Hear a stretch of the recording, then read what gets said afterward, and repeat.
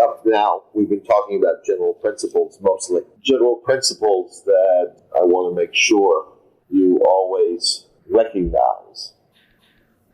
First of all, that any art object, especially plays, are imitations of a reality. They're not a literal thing. They are a symbolic representation, and they appeal not to the intellectual mind, but to the psyche, to the emotional, subconscious mind, which all human beings use without realizing it to read behavior, to understand behavior, and to respond to any kind of circumstances that cause them to have to deal with the moment at hand. So anything you do that has a literal nature is outside of that, and it will not appeal properly to an audience. That includes Broadway shows with singers and dancers singing and dancing. That's a different appeal. So the singing and the dancing will pull the people out of the metaphor because you can't achieve the metaphor through the singing and dancing that's done on most of the time on Broadway stages. Sometimes the songs operate as they're supposed to, which is as a metaphorical representation of a heightened moment in the play. But most of the time, especially modern, most of the time things that are done, which you call Broadway musicals, are just show business acts. A bunch of guys are now the Jersey Boys so they can sing the songs of, what you call it. Would a musical like Les Mis, which is very story-based, more of a traditional story, but there's music through it, would that be a little bit more the sense of theater? Yes, they try to be, but they also try to write that as an opera, actually, is what they're trying to do. So there's the equivalent of recitative. You know operas? You know what recitative is? That's not the arias. That's not the big moments of heightened reality. That's just, I'm going to the fair and hope to meet her there, and whatever else. Mm-hmm. Will you go with me, John? And John says, I can't today. I won't go to the fair again. It's like dialogue, but song. Yeah. Yeah. And then there are moments that are heightened emotional reality, such as the famous aria in Madame Butterfly.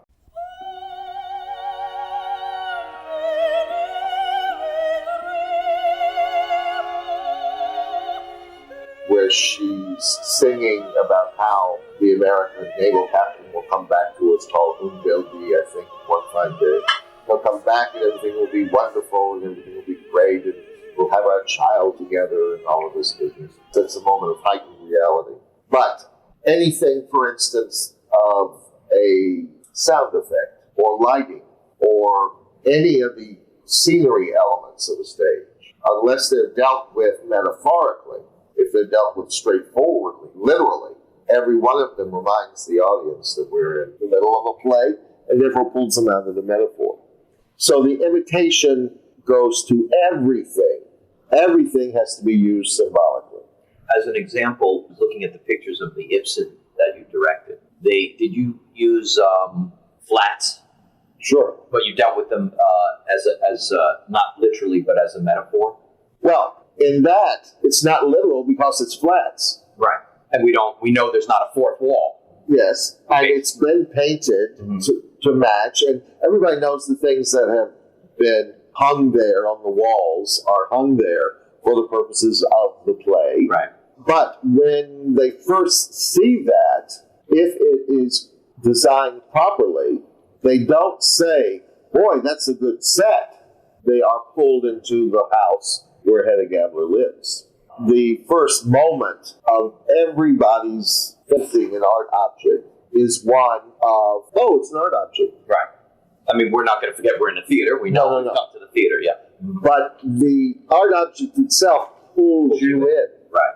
One of the good ways to experience that, and it's a good thing for a director to do because it teaches you as a byproduct composition, is go to museums a lot and look at the paintings, look at the grand paintings and look at the great paintings. The grand paintings are often not great. They're big and large and took a lot to execute them. And they're grand, but they're not great because they don't pull you into the reality.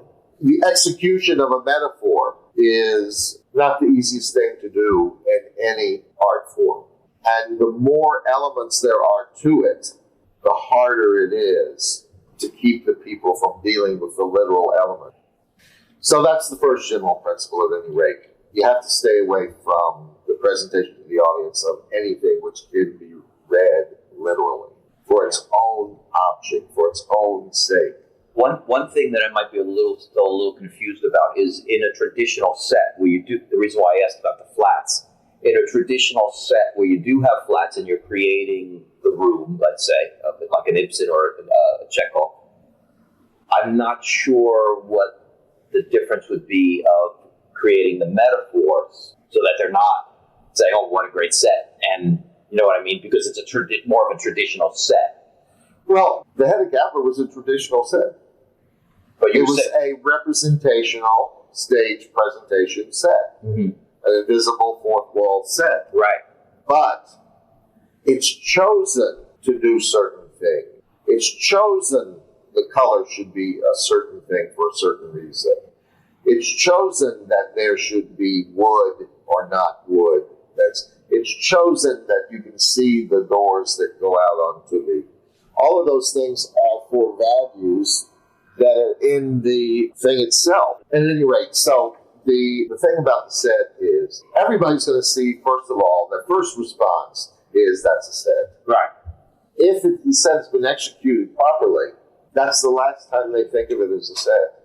They're not aware of that it was well painted over there, or look how this goes with that, if you have matching elements on it and so forth. Which, by the way, for set design, you sometimes do. You try to, like in a painting, you try to compose a set. It's not just, here's the door and here's the place.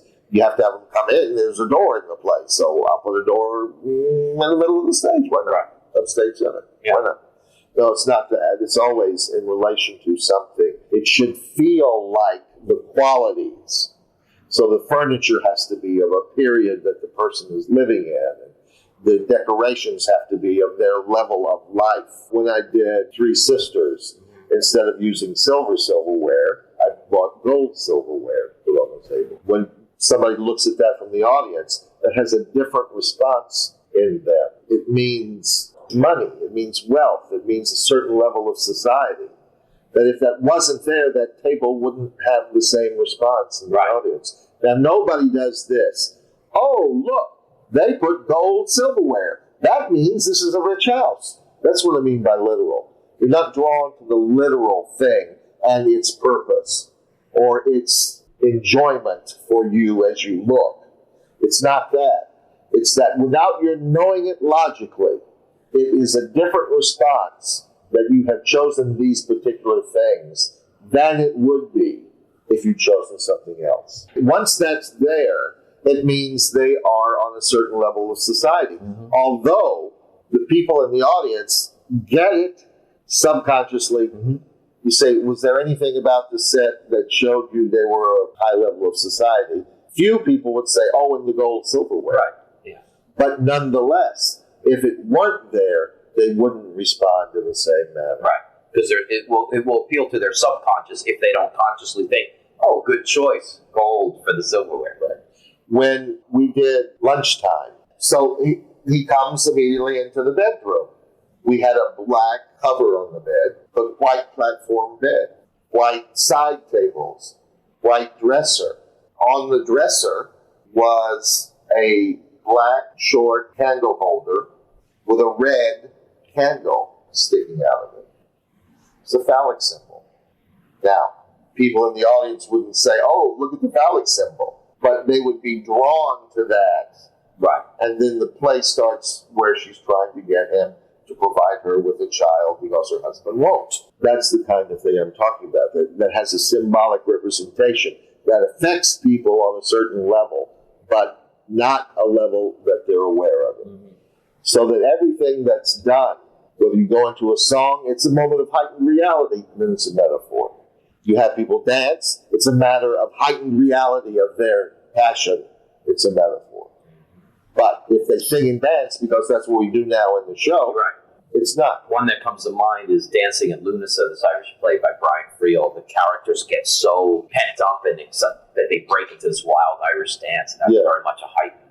Right. Yeah. Right. Okay, so generally we have to always make sure that what we're doing is a symbolic representation, or in Aristotle's terms, an imitation. And the imitation should always heighten the message or the theme? It always will, if it's appropriate to the play. You don't have to do anything. The fact that you're choosing to show a poetic representation is already heightened. The second thing I want to make sure that you remember is that, like the corkscrew, every play is a particular object.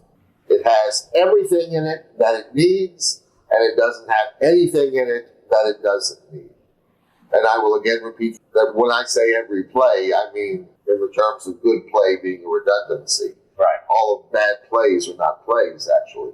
They're failed attempts at making a play. Right. They're a wheel with no spokes, or they're a wheel that's flat on one side, or whatever else, and not a full wheel.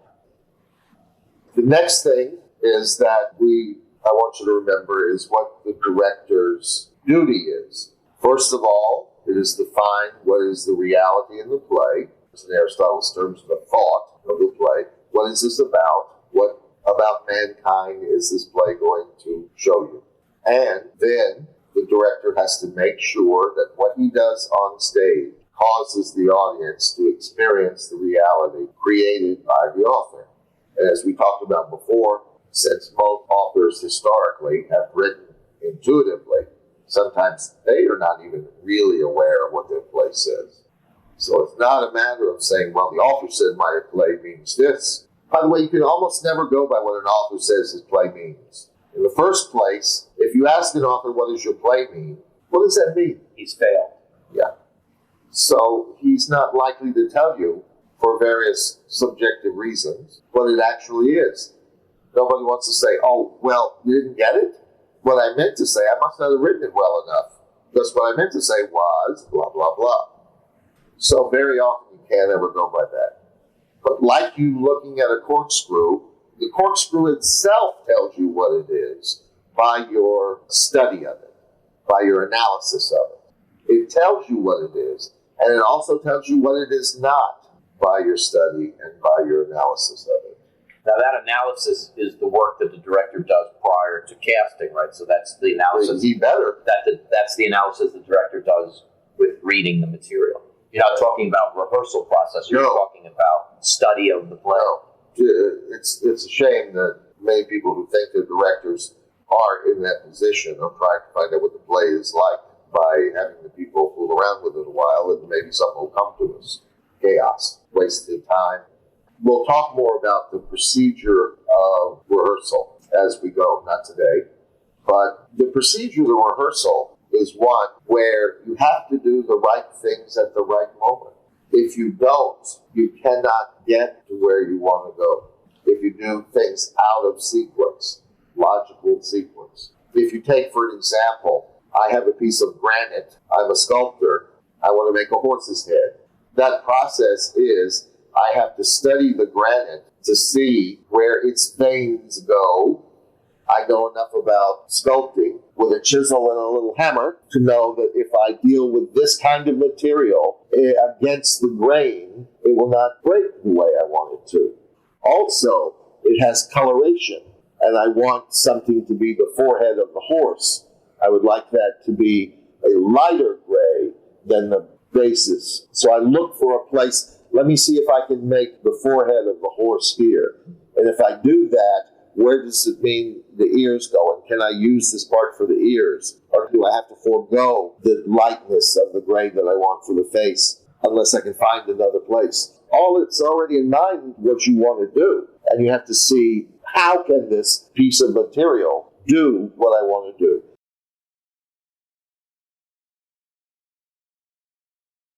Now, the equivalency for the director is I already know what the play is. I already know what I'm going to see about it. Now, how do these lines and the stage directions and the actors, all of the elements of this, how is this best shaped so that it shows, after all, what the thought of the play is, what the message of the play is, what the human experience of the play is.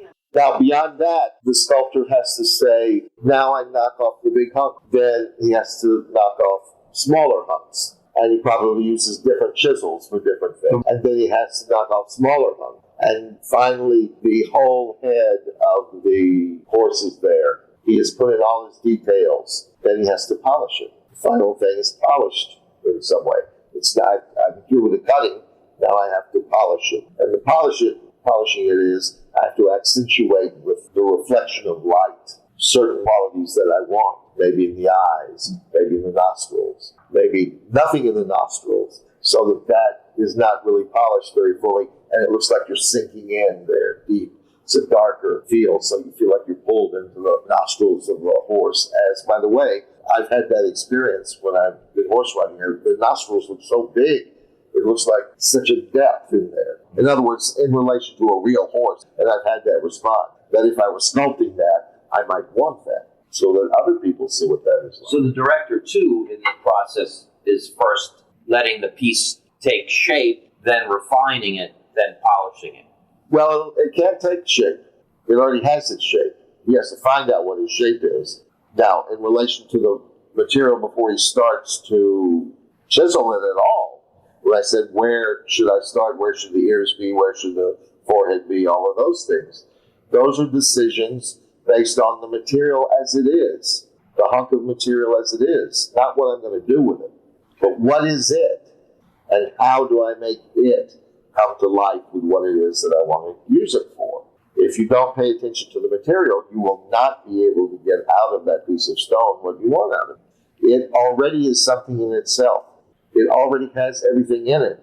If you're going to deal with it, you have to deal with it. And as the sculptor has the tools of the chisels and the sand blaster or whatever they have, I don't know all the things they have, some polishing element. The director has all the things he does with the actors, all the things that he does with the set, costumes, all of those other things. The rhythm of the piece, how the people behave in relation not to this play, but as people themselves. In other words, the actors being real people themselves, what would they be doing off scene and so forth, out of scene. In other words, they're living. Those people are living somewhere. What I'm getting at is if you have people who are Southern, because the play is the Tennessee Williams play, they have to seem like Southern people, even when they're not saying anything, even when they're not doing anything. That means you have to know what Southern people are, how they behave is different to somebody else. If they're drinking a Coke, how is it different from a guy from Jersey drinking a Coke? And it is different. So all of these things the director has as tools to make the play come to life, so that when it is finished out of that raw material, which was just a big piece of granite, it looks like a horse's head. And not that it looks like a horse's head from an intellectual point of view, but it feels like a horse's head. It feels like the essence of horse is also captured in this stone. And when you see great sculpture, that's what happens. Just like when you see great paintings, you feel, you feel like they're looking at you, or you feel like the wind is going to blow in that cypress any minute. You feel the essence of the reality, although you're looking and that's a painting. From these kinds of generalities, I want to get, as we go, to a lot of things which are very specific.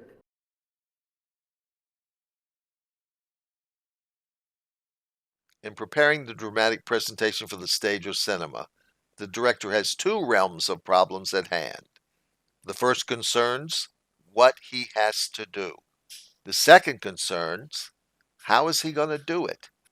Therefore, the first level of these podcasts is going to deal with what it is that the director has to do. It is only after this concern has been settled that we can address properly how a director does what he has to do. By the way, whether for the stage or for the cinema.